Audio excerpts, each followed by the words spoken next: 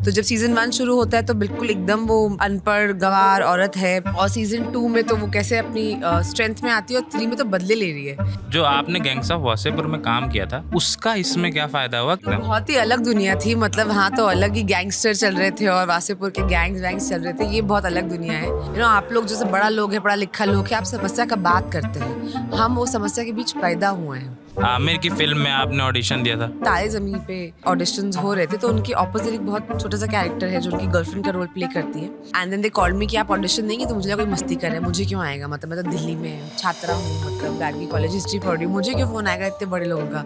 But आया था, हमने ऑडिशन भी दिया। तो ठीक है, अब हम जाते हैं, आप अगली बार आइएगा तो परमिशन लेके आइएगा।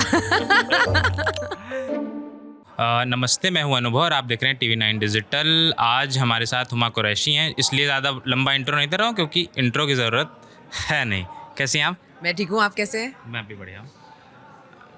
जब आप कोई किरदार करती हैं, मान लीजिए ये आपका तीसरा चौथा सीज़न, फिर हाँ तीसरा सीज़न है, हाँ चौथा भी आएगा। तो तीसरा सीज़न है, तो 3 सीजन्स तक किसी भी किरदार को कैरी करना कितना मुश्किल था, क्योंकि पंकज त्रिपाठी कह रहे थे कि जब मैं मिर्ज़ापुर 2 शूट कर रहा था तो मैं अपनी एक्टिंग नहीं रिपीट कर पा रहा था। नहीं, आई थिंक मज़ेदार है, क्योंकि आई थिंक मेरा जो कैरेक्टर रानी भारती का, वो बहुत ही कहते हैं क्लासिकल हीरोज़ जर्नी है। तो जब सीज़न 1 शुरू होता है तो बिल्कुल एकदम वो अनपढ़ गंवार औरत है, पढ़ी लिखी नहीं है बिल्कुल भी, और कैसे वो उसको पावर में डाल दिया जाता है। और सीज़न 2 में तो वो कैसे अपनी स्ट्रेंथ में आती है, और 3 में तो बदले ले रही है अपने पति की मौत के। तो आई थिंक एक प्रॉपर हीरोज़ जर्नी है। तो एक्चुअली मैंने बिल्कुल भी खुद को रिपीट नहीं किया। I think which is why बाकी जो ऑडियंस है वो मेरे कैरेक्टर से जुड़ पा रही, क्योंकि वो एक पूरे उसकी जर्नी के साथ जिस तकलीफ़ों से, जिस मुश्किलों से वो गुजरी है, उससे आप एसोसिएट कर पा रहे हो। तो जैसे जैसे रानी भारती का डेवलपमेंट हुआ, वैसे वैसे बतौर एक्टर, बतौर इंसान आप में क्या बदलाव आया? क्योंकि जब आप किसी कैरेक्टर को निभाते हैं तो आप अंदर भी उसको जी रहे होते हैं। वाकई आई थिंक बहुत दफ़े क्या होता है कि हम जो होते हैं वो हम अपनी कुछ चीज़ें कैरेक्टर के अंदर डालते हैं, बट कुछ कभी कभी ऐसा भी होता है कि आप कोई कैरेक्टर प्ले करते हैं और वो आपको कुछ सिखा जाता है।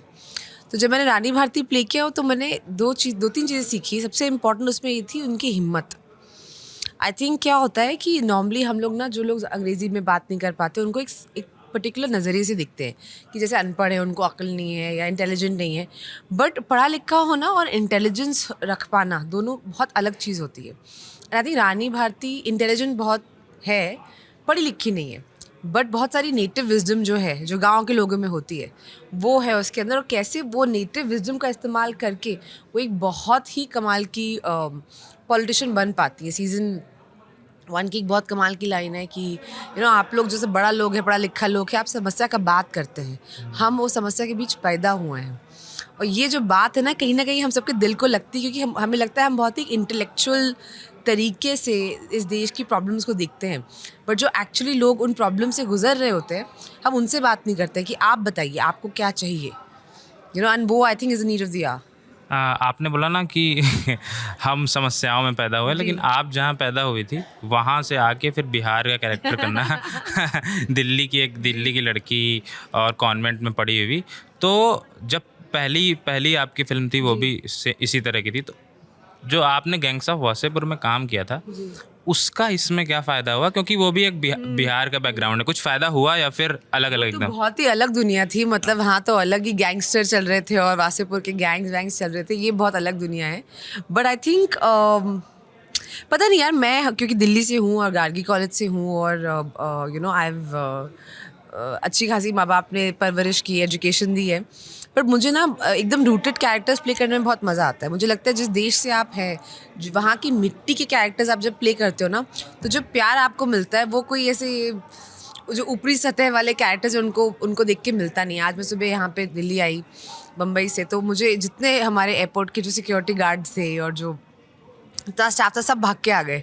तो वो प्यार मुझे नहीं लगता किसी और कैरेक्टर को प्ले करके मुझे मिल पाता। आ, हुमा कैसे अपने रोल को कैसी तैयारी करती हैं उसकी, इसलिए जानना ज़रूरी है क्योंकि जैसे मान लीजिए आपका ये रानी वाला कैरेक्टर है तो इसको एक सेंस ऑफ प्राइड है, डिग्निटी चाहिए। उसी तरह तरला दलाल का एक अलग तरह का कैरेक्टर है, मोनिका का जो आपका कैरेक्टर है उसको स्ट्रीट स्मार्टनेस चाहिए। और जो दूसरा आपका गैंग्स ऑफ वासेपुर वाला कैरेक्टर है तो उसमें आपको एक मतलब भोलापन भी चाहिए और स्मार्टनेस भी चाहिए, जो जैसे जो नवाज के साथ आप करती हैं। तो ये कैसे आप किसी रोल की तैयारी करते हैं? पता नहीं, मैं एक्चुअली ज़्यादा तैयारी करने में विश्वास मेरा है नहीं। मुझे लगता है कभी कभी आप जब ओवर तैयारी कर लेते हो तो मेथड में जब फंस जाते हो तो आप ना वो कैरेक्टर बड़ा डेड सा हो जाता है। मुझे लगता है कि कैरेक्टर्स वो मज़ेदार होते हैं जो लाइफ से आते हैं, जो इवॉल्व होते हैं। तो मैं लोगों को बहुत मतलब मुझे बहुत पसंद है लोगों से बातचीत करना, उनको ऑब्जर्व करना, कोई ऐसे क्यों बात कर रहा है, कोई ऐसे क्यों खा रहा है, ऐसे क्यों बैठा है। तो मैं उससे बहुत सारी चीज़ें ऐसे ऑब्जर्व करती हूँ। एंड वाइल एक्टिंग तो मैं बिल्कुल कहते हैं ना एकदम जैसे कोरा कागज़ होता है, बिल्कुल वैसे करती हूँ कि अच्छा इसमें रंग भर दो। तो आई डोंट जैसे फॉर एग्जांपल मैं अपनी इंटेलिजेंस, अपनी पढ़ाई, अपनी चीज़ें उसमें लेके नहीं आती हूँ कि इसको नहीं पता तो नहीं पता। एंड आई एक्चुअली अगर आप ध्यान से देखो तो आपके आसपास इतने लोग हैं, आप उनसे ही एक्टिंग के बारे में कितना कुछ सीखते हो। हाँ, मैं एक इंटरव्यू कर रहा था। हाँ, तो उसमें ना गुलशन दवैया बता रहे थे कि जैसे मनोज वाजपेयी की एक्टिंग हो गई, इरफान की एक्टिंग हो गई, नवाज़ की एक्टिंग हो गई, वो रिदम ब्रेक करते हैं ताकि जो रियलिटी आती है, आप रियल करेक्टर आपका भी, मुझे जो आप प्ले करती हैं मुझे कुछ कुछ वैसा वैसा लगता है कि आप रिदम ब्रेक करती हैं एकदम। वैसा नहीं होता है कि सिर्फ पढ़ दिया लाइन। तो ये कहाँ से, इसलिए इसीलिए मैं बार बार इस पे एम्फसाइज कर रहा हूँ। मैं एक्चुअली ना टू बी ऑनेस्ट मैं इंटेलेक्चुअली अपने कैरेक्टर्स को अप्रोच नहीं करती हूँ। मैं इमोशनली उनको अप्रोच करती हूँ। से फॉर एग्जांपल जब मैं महारानी प्ले करती हूँ तो मैं उसकी, जैसे आपने बोला, उसकी स्ट्रेंथ, उसकी ऑनेस्टी, उसकी चाहे लाइफ आपको कुछ भी दे, एक एक जो आपकी रीढ़ की हड्डी होती है वो हमेशा सही रहना, वो is very important for me to play Rani Bharti. जब मैं मोनिका प्ले करती हूँ तो वो कपटी है, छली है, वो लोगों को प्ले करती है, बट ऐसे वो 90s की वो हीरोइनों की तरफ से दिखाती नहीं कि देखो मैं तुम्हें बुद्धू बनाने वाली नहीं। वो बहुत सटली करती है, जैसे होता है आमतौर लाइफ में कि लोग आपको कैसे प्ले कर जाते हैं आपको पता नहीं चलता। बट उसके बावजूद भी उसकी एक सर्टन डिग्निटी है कैरेक्टर की, वो मेंटेन करती है मोनिका। वो अपना काम भी निकलवा लेती है, स्माइल भी कर देती है, थोड़ा अच्छा भी दिखती है, तो उसको पता है कि वो जब हंसती है तो लोगों पे कुछ इफेक्ट होता है। तो I think for me I approach all my characters very emotionally, क्योंकि मुझे मतलब इतना इंटेलेक्चुअल समझ नहीं आता है। मतलब गुलशन इज़ एन अमेजिंग एक्टर, मेरे बहुत अच्छे दोस्त हैं, बट मैंने कभी अपने परफॉर्मेंस को ना इतने टेक्निकली नहीं देखा है। आई फील अगर आप इमोशन आपसे बहुत सारी चीज़ें करवा देता है। इमोशन में आप मतलब पहाड़ उठा दोगे, मतलब आपको इमोशन करेक्ट वर्क करे तो।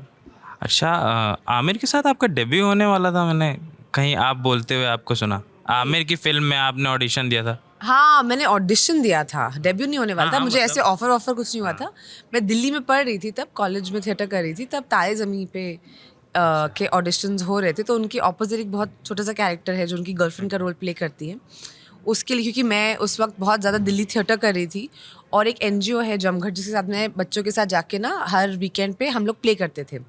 और उस साल हमने LTG जो कमानी के पास जो थिएटर है वहाँ पे हमने उन बच्चों का एक फंड रेजर प्ले किया था, जहाँ पे मैं ऑन स्टेज गई थी अपना कुर्ता उर्ता पहन के कि मैंने इनको सिखाया है और वो सब। तो somebody from their team saw that and then they called me कि आप ऑडिशन देंगे। तो मुझे लगा कोई मस्ती कर रहा है, मुझे क्यों आएगा, मतलब मैं तो दिल्ली में छात्रा हूँ, मतलब गार्गी कॉलेज हिस्ट्री पढ़ रही हूँ, मुझे क्यों फ़ोन आएगा इतने बड़े लोगों का। बट आया था, हमने ऑडिशन भी दिया, वो हुआ नहीं। बट उसके बाद दिमाग में वो बात आ गई कि यार बम्बई तो जाना चाहिए, थोड़ा ट्राई तो करना चाहिए, क्या पता कुछ किस्मत में लिखा हो। जब आप ह्यूमैनिटीज़ लेने जा रही थी तब घर वालों ने कहा ह्यूमैनिटीज़ क्यों कर रही, फिर मुंबई जाने का डिसीजन लिया हो, घर वालों को बताया होगा, तो उनका क्या रिएक्शन था? नहीं, वो बड़ी I think from class 11th to like 3rd year college बहुत ही ज़्यादा क्रांतिकारी साल रहे मेरे लाइफ के।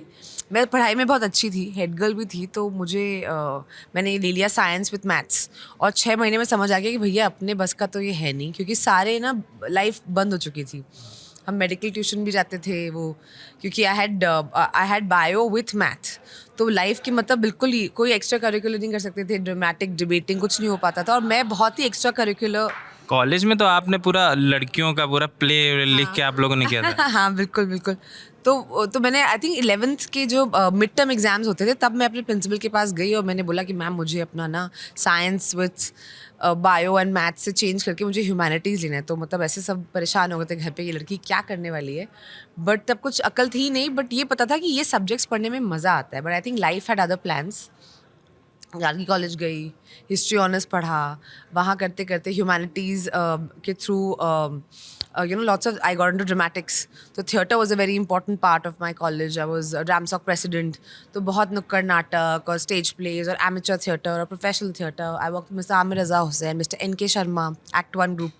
तो उनके साथ मैंने काफ़ी काम किया और ऐसे करते करते फिर जब ये ऑडिशन के कॉल आने लग गए बॉम्बे से, तो मुझे लगा यार मैं तो मतलब थिएटर कर रही हूँ दिल्ली में, कॉलेज आती हूँ, मुझे क्यों कॉल आ रहे हैं इतने बड़े बड़े लोगों को। तो आई थिंक देन वो जब आया दिमाग में तो घर पे बातचीत चलाई गई, तो फिर धीरे धीरे उनको पटाया गया और फिर बॉम्बे आया गया। आखिरी सवाल आपसे कि हुमा कुरैशी आजकल क्या देख रही हैं और उनके फेवरेट को एक्टर्स को स्टार्स कौन हैं? ऐसे अब किसी स्पेसिफिक का नाम तो नहीं लूँगी, बट मेरे सारे को एक्टर्स मेरे फेवरेट हैं। फ़िलहाल मैं अपने भाई के साथ काम कर रही हूँ, नॉट एज अ को एक्टर, एज अ प्रोड्यूसर। हमारी कंपनी में वो एक फ़िल्म प्रोड्यूस करे जिसमें उन्होंने मुझे कास्ट किया है। तो बड़ा अच्छा लगता है जब वैसे चेक आता है जो साइन करके भेजते हैं मुझे। उसके अलावा आई थिंक क्या देख रही हूँ आजकल, तो बहुत अच्छी चीज़ें आ रही हैं। एक शो बॉडीज़ करके मैंने देखना शुरू किया है। और क्या रिसेंटली क्या देखा है मैंने जो इंटरेस्टिंग लगा हो, मतलब बहुत कुछ। I think streaming is so अपने आप में कमाल का कि कुछ ना कुछ इंटरेस्टिंग आता रहता है। चलिए, आप अब एंड में बार बार आपसे लोग कहते होंगे कि ये डायलॉग सुना दीजिए, ऐसा करिए, तो मैं बस इस नोट पे एंड करूँगा कि इस सवाल से अब ऊबन होती होगी कि बार बार वही कहते हैं, या फिर लगता है स्वीट लगता है? मैं स्वीट लगता है। आई थिंक प्यार मिलना बहुत अच्छा लगता है, तो मैं ज़िंदगी भर डायलॉग बोलने को तैयार हूँ। चलिए, बोल ही दीजिए अब, आप कह रही तो ठीक है, अब हम जाते हैं। आप अगली बार आइएगा तो परमिशन लेके आइएगा। Thank you so much. Thank you so much. Thank you so much. Thank you. Thank you.